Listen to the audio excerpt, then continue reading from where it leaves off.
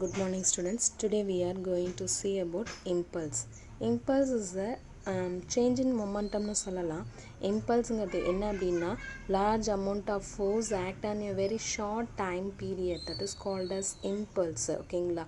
So அதுதான் நம்மளுடைய definition. அதுனா ஒரு லார்ஜர் அமௌண்ட் ஆஃப் ஃபோர்ஸ் வந்து நம்ம கையில் வந்து நம்ம ஏதோ ஒரு ஆப்ஜெக்ட் மேலே ஷார்ட் பீரியடில் ஆக்ட் ஆகக்கூடியதான் இம்பல்ஸ்ன்னு சொல்லுவோம்.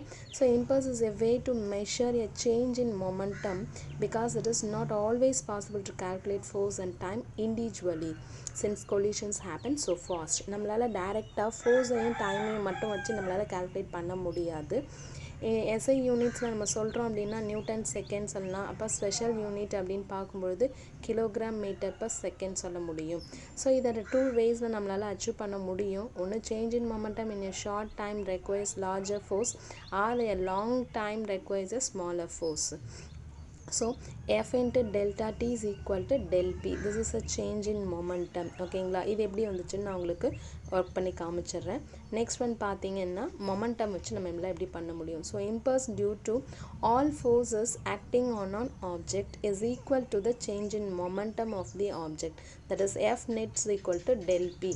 ஓகேங்களா? So we know the unit on both sides of equation. So அதை நம்ம calculate பண்ணோம் அப்படின்னு சொன்னால் del P is equal to F net.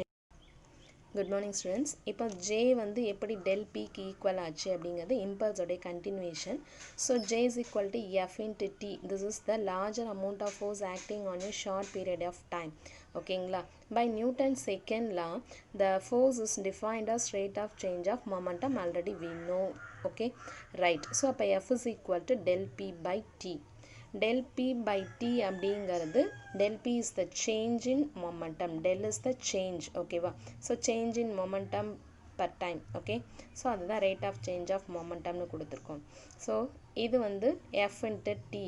இந்த டி இங்கே லெஃப்ட் சைடு ரைட் சைடு எடுத்துகிட்டு லெஃப்ட் சைடு எடுத்தோம்னா F into T is equal to del P. So this is the equation 2. This equation 1.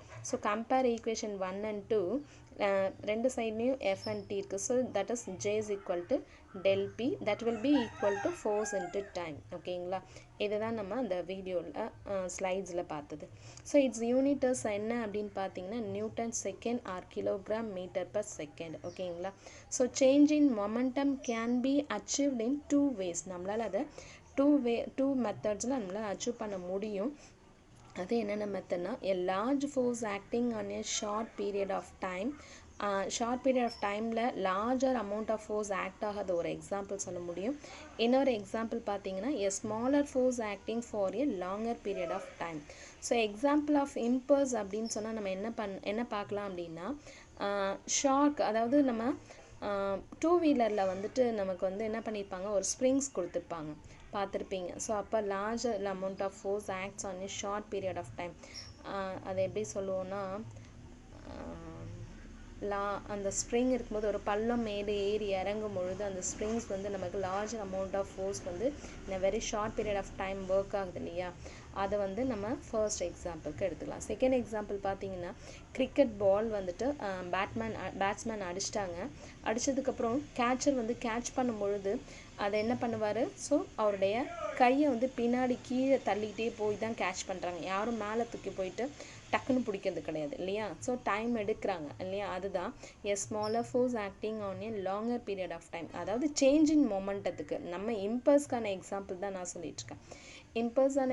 இம்பல்ஸ்க்கான example பார்த்தீங்க அப்படின்னா ஒன்று ஷார்க் அப்சார்பர்ஸ் யூஸ் பண்ணுறோம் இல்லையா 2 வீலரில், அது ஒன்று. இன்னொரு எக்ஸாம்பிள் எடுத்துக்கிட்டோம் அப்படின்னா பேட்ஸ்மேன் கிரிக்கெட்டரில் கேட்ச் பிடிக்கிறாங்க இல்லையா பாலை, அந்த கேட்ச் பிடிக்கக்கூடிய பால் வந்து டைம் வந்து நம்ம எக்ஸ்டெண்ட் பண்ணுறோம். அப்படி டைம் எக்ஸ்டெண்ட் பண்ணுறதுனால அந்த பால் வரக்கூடிய ஃபோர்ஸை வந்து நம்ம ரெடியூஸ் பண்ணுறோம் இல்லையா? அது இம்பல்ஸ்க்கான example. Larger amount of force act on a very short period of time that is called as impulse. So அதனால தான் நம்ம என்ன பண்ணுறோம், அந்த பால் வந்து வரக்கூடிய டைமை நம்ம டிலே பண்ணுறோம். அதுதான் நம்மளுடைய இம்பல்ஸ்க்கான ஒன் மோர் எக்ஸாம்பிள்ஸ். ஓகேங்களா? நெக்ஸ்ட் நம்ம பார்க்க போகிறது principle of conservation of linear momentum. Next topic principle of conservation of linear momentum. So there is no change in the linear momentum of a system of bodies. ரெண்டு பாடி consider பண்ணிக்கோங்க. அதில் வந்து there is no change in linear momentum அப்படிங்கிறத நம்ம proof பண்ண போகிறோம். எப்போன்னா as long as no external force acts on them.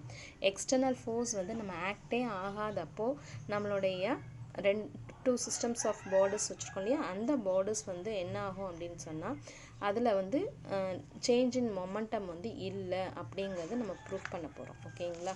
So அதை எப்படி ப்ரூஃப் பண்ணலாம் அப்படின்னா, நம்ம வந்து ப்ரூஃப் பண்ணுறதுக்கு நமக்கு தேவையானது என்ன, let us prove the law of conservation of linear momentum with the following example. So என்ன எக்ஸாம்பிள் நம்ம யூஸ் பண்ணி செய்ய போகிறோம் அப்படின்னா, கன்சிடர் டூ ஆப்ஜெக்ட்ஸ். ரெண்டு ஆப்ஜெக்டை கன்சிடர் பண்ணிக்கோங்க. ரெண்டு ஆப்ஜெக்ட் இருக்குது, அதை ரெண்டு ஸ்பியர் கூட எடுத்துக்கோங்க. அதனுடைய மாஸ் m1, அதாவது ஏங்கிற ஆப்ஜெக்டுடைய மாஸ் m1, பிங்கிற ஆப்ஜெக்டுடைய மாஸ் m2. ஸோ அந்த இனிஷியல் வெலாசிட்டி u1, ஆஃப்டர் அதோட செகண்ட் ஆப்ஜெக்டோட initial velocity u2. This is before collision. இது வந்து நமக்கு பிஃபோர் கொலிஷன். ஓகேங்களா? ரைட். ரெண்டுமே இப்போ கொலிஷன் ஆகிடுச்சு. ரெண்டுமே கொலிஷன். ஓகே, கொலிஷன் டைமிங்கில் எஃப்ஏங்கிற ஃபோர்ஸ் இந்த டைரெக்ஷன்லையும் எஃப்பிங்கிற ஃபோர்ஸ் இந்த டைரெக்ஷன்லையும் ஆக்ட் ஆகுது. ஓகே, ஆஃப்டர் கொலிஷன் பார்த்தீங்க அப்படின்னு சொன்னால் என்ன ஆகுதுன்னா, ரெண்டு ஆப்ஜெக்ட் v1 v2, அதாவது ஃபர்ஸ்ட் ஆப்ஜெக்டுடைய ஃபைனல் வெலாசிட்டி v1, செகண்ட் ஆப்ஜெக்டுடைய ஃபைனல் வெலாசிட்டி v2. ஸோ இந்த ரெண்டு ஆப்ஜெக்டும் இப்போ மூவ் ஆகிட்டுருக்கு. இதில் என்னென்னா u1 is greater than u2, அதாவது ஃபர்ஸ்ட் ஆப்ஜெக்டுடைய initial velocity is greater than second object. இதை தான் நம்ம கன்சிடரேஷன் பண்ணியிருக்கோம். So consider two objects having mass m1 and m2, initial velocity u1 and u2, and let the two objects are collisions. ரெண்டுமே இப்போ collisions ஆயிடுச்சு. After the collisions, the final velocity of the objects is v1 and v2. ஓகேங்களா? இப்போ நம்ம proof பண்ண போகிறோம். எப்படி proof பண்ண போகிறோம்னா, ஃபர்ஸ்ட் வந்து the force on a body B due to A. So force on a body B due to A. ஏனால Bங்கிற ஆப்ஜெக்ட் மேலே கிடைக்கக்கூடிய ஃபோர்ஸ் என்னன்னு கண்டுபிடிக்க போகிறோம். So FB is equal to m2 into v2 minus u2 by t. ஏன்னா நம்ம என்ன சொல்லியிருக்கோம், force is equal to rate of change of மொமெண்டம்னு சொல்லியிருக்கோம் இல்லையா? ஸோ மொமெண்டத்துக்கு formula m into v. So mass இருக்குது and then velocity before velocity after velocity நம்மக்கிட்ட ரெண்டு இருக்குது, ஏன்னா கொலிஷன்ஸ்க்கு முன்னாடி. ஸோ சேஞ்ச் இன் வெலாசிட்டி கண்டுபிடிக்கிறோம். எப்போவுமே ஃபைனல் மைனஸ் இனிஷியல் போடுவோம். ஓகேங்களா? ஸோ v2 minus u2 நம்ம கண்டுபிடிக்கிறது செகண்ட் ஆப்ஜெக்ட்டுக்கு. So force on body B due to ஏனால B மேலே கிடைக்கக்கூடிய ஃபோர்ஸை தான் கண்டுபிடிக்கணும். So FB is equal to m2 into v2 minus u2, ஏன்னா ஃபைனல் மைனஸ் இனிஷியல். ஓகேங்களா? by t. Force on a body A due to B, A மேலே பினால் கிடைக்கக்கூடிய ஃபோர்ஸ் FA. அது எப்படி கண்டுபிடிப்போம்? So FA equal to m1 into v1 minus u1 by t. ஓகேங்களா? Right. இப்போ by Newton's law of motion, third law of motion, by Newton's third law of motion என்னென்னா, for every action there is an equal and opposite reaction ங்கிறத நம்ம படிச்சிருக்கோம். So action force is equal to reaction force, that is FA is equal to minus FB. ரெண்டையும் இந்த இடத்துல substitute பண்ணிவிடுங்க. m1 v1 minus u1 divided by t equal to minus m2 into v2 minus u2 by t. ஓகேங்களா? இப்போ என்னாச்சுங்க, டீயும் cancel ஆகிடும். So இதை மல்டிப்ளை பண்ணிவிடுங்க. அப்போ மல்டிப்ளை பண்ணும்போது எப்படி மல்டிப்ளை பண்ணி ஆன்சர் கொடுப்போம் நான் போட்டுறேன். இந்த ஸ்டெப்பை m1 v1 minus m1 u1 equal m2 v2 minus m2 u2. ஓகேங்களா? ஸோ இந்த மைனஸை இந்த டேர்மை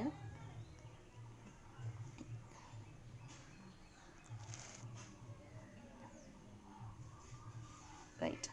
இப்போ இங்கே என்ன பண்ணுறோம் அப்படின்னா, ரைட் கவனிங்க, m1 v1 இதுக்குள்ளார ஒரு மைனஸ் சைன் இருக்குது இல்லையா? ஸோ அந்த மைனஸ் சைன் உள்ளே கொண்டு போய் மல்டிப்ளை பண்ணிங்கன்னா என்னாகும், m1 u1 equal minus m2 அது ஃப்ரெஷ்ஷாக ஒரு பேப்பரில் போட்டு காமிக்கிறேன். m1 v1 m1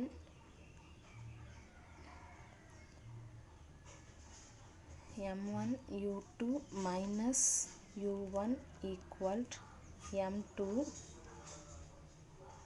v2 minus u2. So minus sign இங்கே இருக்குது இல்லையா? So m1 u2 minus m1 u1 equal minus உள்ள மைனஸால் மல்டிப்ளை பண்ண வேண்டாம் இப்போதைக்கு m2 v2 minus m2 u2. ஓகேங்களா? ஸோ இந்த மைனஸ் சைனை உள்ள மல்டிப்ளை பண்ணிப்போம். m2 v2 minus into minus plus m2 u2 m1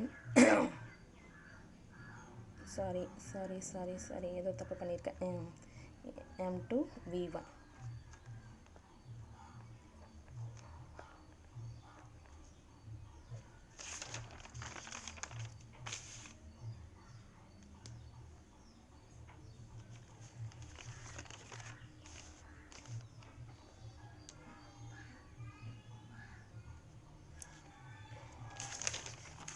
இங்கே பாருங்கள். இப்போ ஒன்றும் இல்லை, இந்த மைனஸ் சைனை உள்ளே மல்டிப்ளை பண்ணிவிடுவோம். m2 v2 minus into minus plus m2 u2. ஓகேங்களா? இப்போ இதில் இந்த சைன் சேஞ்சஸ் மட்டும் நம்ம எடுத்துகிட்டு போயிடுவோம். அதாவது இந்த மைனஸ் m2 v2வை இந்த சைட் லெஃப்ட் சைடு எடுத்துகிட்டு வந்தால் ப்ளஸ்ஸு, மைனஸ் m1 u1 இந்த சைடு எடுத்துகிட்டு வந்தால் ப்ளஸ்ஸு. ஓகே, வேறு ஒன்றும் இல்லை. ஸோ இதை சிம்பிளிஃபை பண்ணி பாருங்கள், இந்த ஸ்டெப்ஸ் புரியும். அதாவது என்னென்னா m1 உள்ளே மல்டிப்ளை பண்ணுறீங்க, இந்த மைனஸ் m2வையும் உள்ளே மல்டிப்ளை பண்ணிவிடுங்க. இந்த ரெண்டையும் உள்ளே மல்டிப்ளை பண்ணிவிட்டு அதில் என்ன பண்ண போகிறோம் அப்படின்னா இந்த v1 அதாவது velocities, initial velocities, final velocities ரெண்டுத்தையும் ஒரே சைட் கொண்டு போயிடுங்க. அதாவது இங்கே இருக்கிறது பார்த்தீங்கன்னா இது ஃபைனல் வெலாசிட்டிஸ், v1 v2 அப்படிங்கிறது ஃபைனல் வெலாசிட்டிஸ், u1 u2ங்கிறது இனிஷியல் வெலாசிட்டிஸ். ஸோ ரெண்டு சைடில் அதனுடைய சேம் சைட் கொண்டு போயிட்டோம் அப்படின்னா நமக்கு கிடைக்கிற final equation m1 v1 plus m2 v2 is equal to m1 u1 plus m2 u2. That is இந்த ஈக்குவேஷன் நமக்கு என்ன சொல்ல வருது அப்படின்னா, if there is no external force acts on the object, the algebraic sum of the initial momentum